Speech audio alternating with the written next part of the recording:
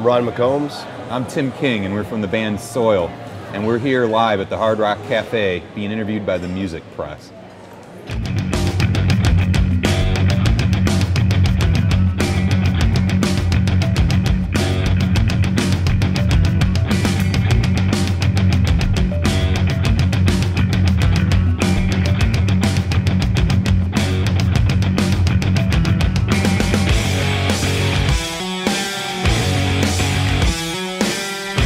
I lost a bet. No, it's something we've talked about for a while. Adam and I have been talking about it for a couple of years now, and Tim and I got in contact, and we've been talking about it for quite a while now. Yeah. And it's just something we wanted to do. You know, we've been apart for 7 years. There was plenty of time to let all the bull crap from the past settle down, and we've grown up a lot since then. So we kind of have learned how to better keep the business side on the business side and the personal relationships clean from all that crap. So it's decided to do it again.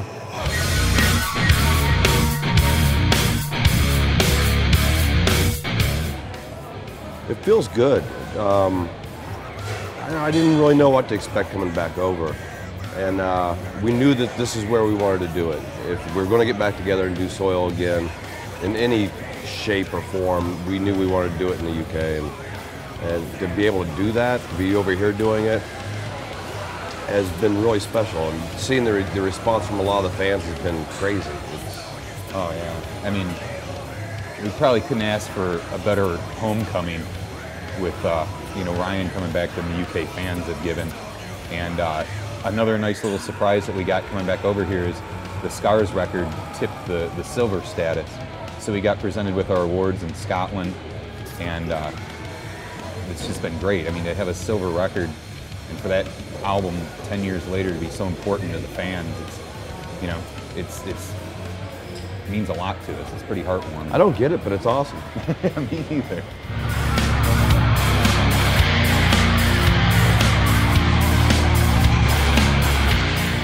Stay in school.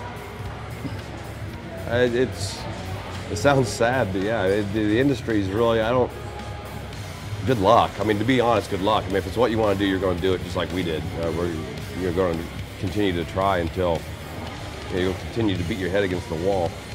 But if it was my child asking me that, I'd be, no, you stay in school. I mean, I don't think the industry knows what's going on right now, and it hasn't known for a while, and I'm not sure it's going to catch an idea anytime soon. So it's not necessarily the greatest business to be in right now. It's scary out there. I feel sorry for new bands coming up, and like the openers on this tour, they're like, what kind of advice do you have for us and stuff? And it's just like, you have to give it your all, and dreams don't come easy and they don't come cheap either. And I mean, who would we be to say, you can't do it, because we did it. But like Ryan was saying, it's so tough out there, and I feel really bad for the new up and coming bands, because they're never going to get to experience it in such a way that bands before us or we got to experience it in this big grand way. So,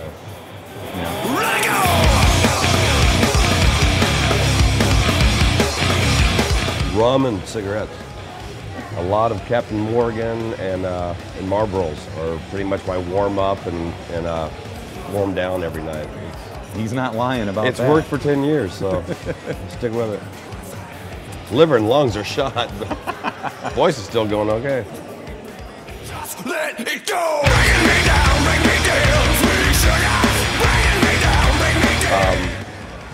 Written a lot of songs over the years, and I think every one of those songs is naturally a little piece of whatever goes on up here and in here and in the head and in the heart. So I would hope there isn't just one. I hope I'm not that simple.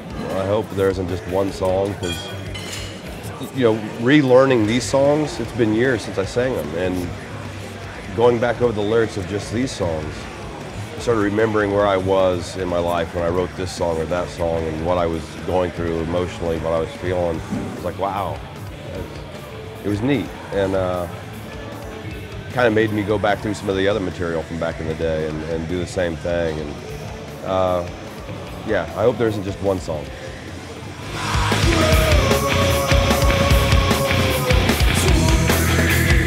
Music was always on in the house. My dad was always listening to, he couldn't play anything, but he could push the play button on the stereo like a magician. And there was always music going on. I had a brother that was 5 years older than me, so there was always a big variety of music as well. From the stuff that my dad was listening to, the stuff my brother was. It was probably that first concert of just, wow, it was an AC/DC. And it was that huger than life arena show, and I want to do that moment, you know? Boy, my earliest musical memory, I actually do remember it. And I had been, you know, when you're a kid, you hear all kinds of music that your parents listen to and stuff, but I was on the playground, and it was like in 4th or 5th grade, and a friend of mine brought a cassette of Motley Crue Shout at the Devil to the playground.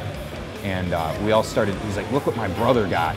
Look at these guys, they're crazy looking. And we all started, you know, listening to Motley Crue, and we had music class, and we put the song Bastard on in music class, and the teacher couldn't figure out what it was, and then all of a sudden she figured out what the lyric was, and we all got detention. My parents got called, and I had to keep my Motley Crue Shout at the Devil cassette hidden, and then I was playing it one day, the song Bastard again, and my mom came in and started dancing in my room to it, and she didn't know what it was saying, so that's probably my earliest musical memory. You bring that up, and it reminds me of being like a really little kid, and we weren't allowed to have Kiss albums or anything in the house. And so my brother snuck a Kiss record, vinyl, in the house in the sleeve of a Led Zeppelin. Oh, really? And Led Zeppelin was okay. Kiss wasn't. Now you look back at that, and you had Jimmy Page, who I don't know exactly what he believes or follows or whatever, but it's kind of like on the dark magic side or whatever, right? Yeah. Kiss was just about making money, but to the parents' view, They were all devil Kiss was worshippers bad, and everything. Zeppelin was okay.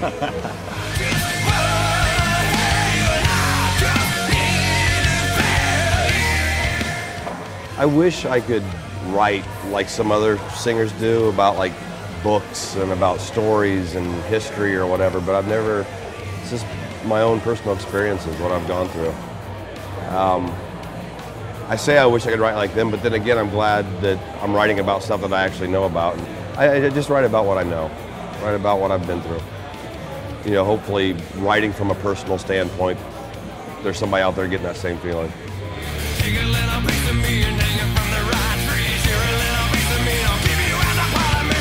As difficult as it is, and it does get hard out here, it gets hard, especially when you're in such a time difference. You know, at least like if you're back in the States, back home for us, you can make that phone call any time of the day and it's fine. But you get those weird time changes. Like here, it's 6 hours from me. I was in Japan before coming here, and it was crazy. Almost backwards. Yeah, and that makes it rougher. But as hard as it can get out here, it's harder back home. I mean, it takes an amazing woman to be back there, taking care of the kids, taking care of the house, taking care of the dog. And trusting that she's being treated right while we're out here. That's their job is definitely the hardest, I would say. Oh, most definitely. It's always difficult when we do what we do because we're doing something we love to do, but there's a lot of sacrifice involved in it.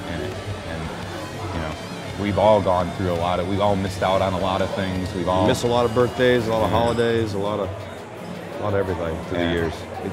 It's not the glamorous, you know, shooting off guns every day type thing, you know, that it is. It takes, like Ryan says, it takes a very special person that understands and can adhere to it. You know, it's why a lot of relationships don't last in this business and things like that. You have to find the right person that can actually adapt to the situation. It's hard. It's hard missing birthdays and, you know, family members maybe passing away, and you just can't up and leave a tour all the time to go do things. It's hard. I've got 3 kids. Well, between Catherine and I, we have 3 kids, and one's 14, 9, and 5. And I've watched them go through the phases where, and they're all following the same path. I watched it with the oldest, and I'm watching it with the middle now, and I'm sure the youngest will follow suit. But when they're little, what we do is cool. We're rock stars. They like coming to the show when we play like a big festival or something. They'll come out and they like staying on the stage and seeing the crowd react to Daddy and everything. And come out on the stage and sing a song or whatever, and that's really cool to them when they're little, like 5, 6 years old, somewhere in there. And as they get older, when they start getting closer to around 9, 10, they realize that that cool job that Daddy has is what keeps him away all the time. All of a sudden the job ain't so cool anymore. But then they get up to be around the 14-year-old's age, and all of his friends and stuff know what Daddy does, and all of a sudden Daddy's job is cool again. Plus he's a teenager, so he doesn't need me anyway, so you know, he's too cool anyway. So the cool job is all he really needs from me. So they go through those phases and everything. It's interesting to watch.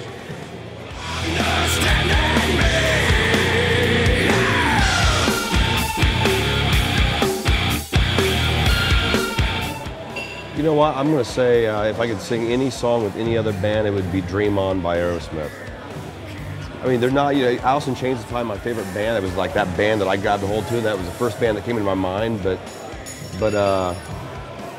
Aerosmith, Dream On was that song that as a kid meant doing this. It meant having that dream. And it's always been a song that it's always been dear to my heart. And I've had the opportunity to meet everybody in the business except for Steven Tyler and Joe Perry. And from day one, those were the two people I said I wanted to meet. And it's like out of everybody I've had the opportunity to share time with and all, that's like the two people I haven't met yet. So You could break that display case and steal his vest. I may break the display case and steal the breast. Yeah. I think I just said steal the breast. There's a mannequin. Not until I get home. If I could play with any band, you know, just get up and play a song with bass, I mean, everybody that's known me for any amount of time would, you know it's Motley Crue, you know. Did I tell you that I did a song with them? I don't want to talk to you right now. He made me the most jealous guy on the face of the planet. Not only was he on Crew Fest with Drowning Pool, but he got to hang out with all those guys, had Tommy Lee going, let's hang out, dude, let's do dinner. You know, I'm just, you know, like, We didn't do dinner, but we did a lot. But yeah, I'm gonna be jealous as hell about that one. But yeah, it'd be cool to go up and play any Motley Crue song with the band.